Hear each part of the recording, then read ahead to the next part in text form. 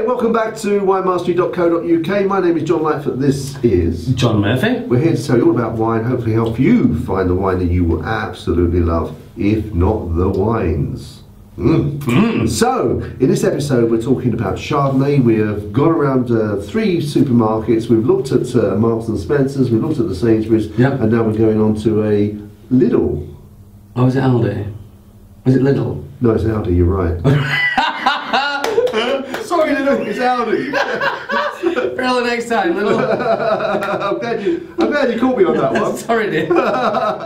So, looking at Chardonnay, this one is from Argentina, I understand. Yes, which... It's not known, you were saying. Well, it's one I can't remember trying. In my mind, I do drink quite a lot, but I can't remember ever trying an Argentinian Chardonnay. Okay, so should we get to it? Yes, please. Well, let's please, yeah. Go for it, sir. So this is, I understand, a limited, only so many bottles produced. Yep, this is limited to 45,000 bottles. Well, this is bottle number 35,119. Oh, wow. Okay. Yeah, so probably by the time you see this video, they might well have run out. Quite possibly.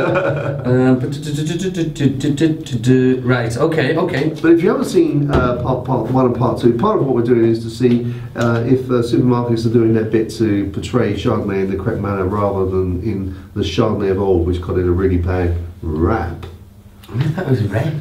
Rap, yes, yeah, and sorry, yeah, that's what we're trying to do. So, yeah, I mean, number 1 and 2 have been different but good in their own ways. We showed a very, very light Chardonnay and then a more stereotypical Chardonnay. So I don't know what to make of this at all. The Argentinian, I don't know how it's going to be. If it's going to be light or heavy, but from the colour there, it's got a similar darkness to the Californian one. So from that, you imagine they would have quite a big oaky flavour. I'd imagine we'll get there. I'd say it's in between the two, actually. Really? Yeah, I'd say halfway between the two. It's got little green hues in there as well. Little green. You always say that. There's little green hues.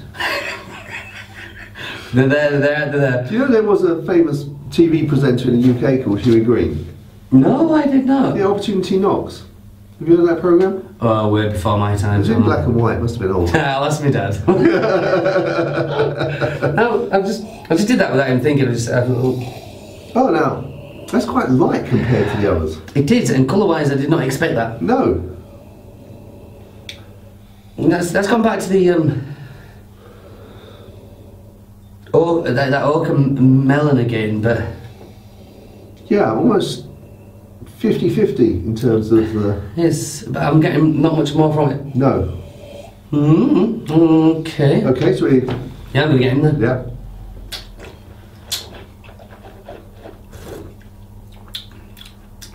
And again, so different.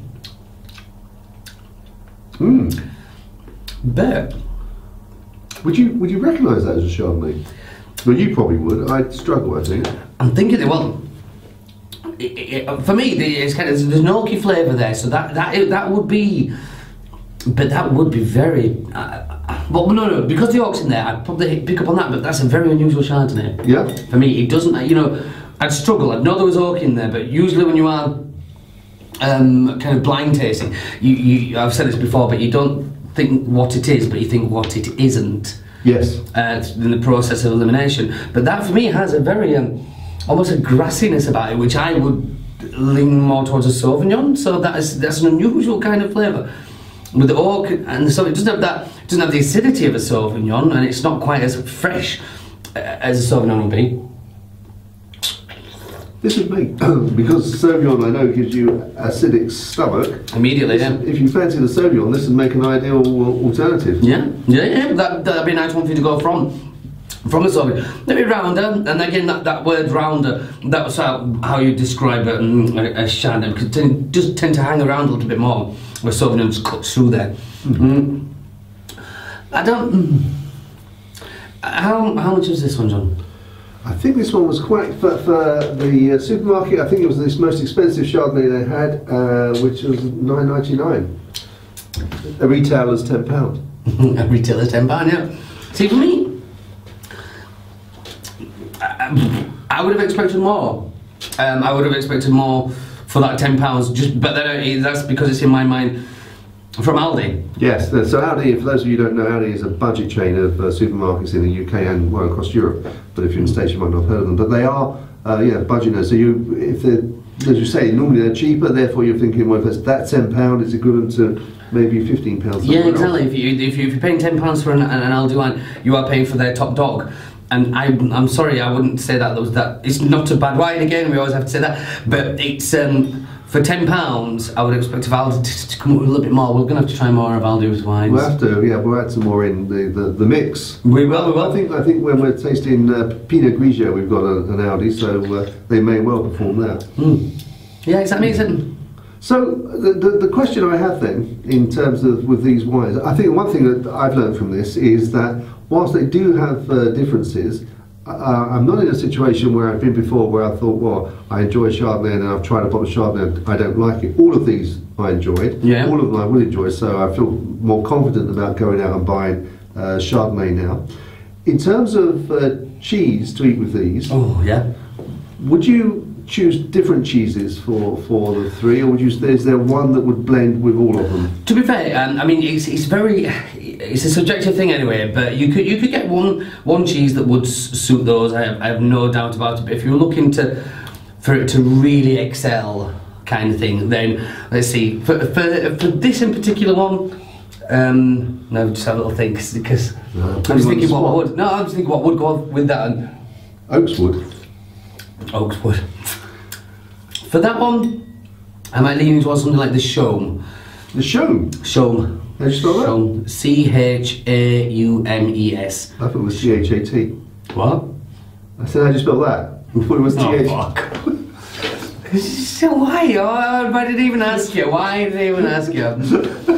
Stop it. So yes, I got stop it. Chaume, which is a washed rind cheese, and I think that would work with that one very, very well.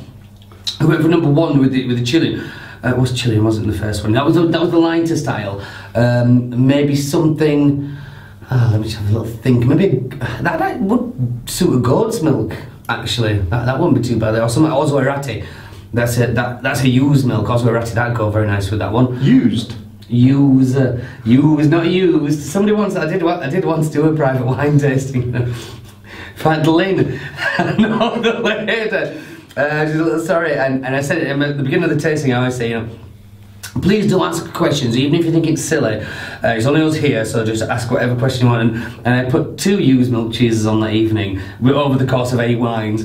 And she raised her hand at one point and said, "Joe, what's a used milk cheese?" And I thought, it's so... I mean, what did you think used milk cheese was? But no, used milk is from the Basque region. That is delicious. And then with the Californian, that was a little bit heavy, wouldn't it? So I'd probably lean towards a blue on that one. Would you? Yes. Really? You think you'd take the blue? I think I'd take the blue. Really? I wouldn't have to go too wild with it. So... I bet Yorkshire Blue with that would be spot on. Excellent. Fantastic. Well, that was a nice little adventure into Chardonnay. Really enjoyed that. We might later on sort of try some other supermarket Chardonnays. There are other supermarkets around. Yeah. Obviously, there are if you're in the USA. The one thing I've been asked if you could do. Okay. Yeah. From a fan. Okay. We have a fan.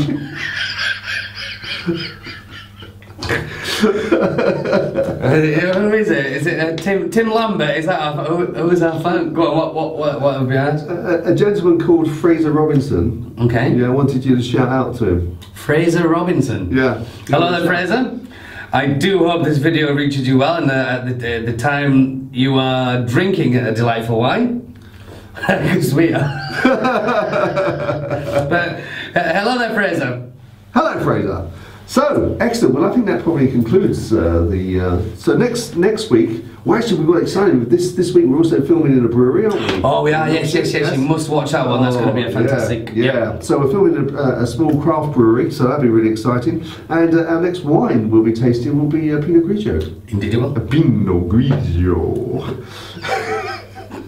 just like that. So until then, we'll see you there. Ciao, ciao. Chin chin. And chin chin.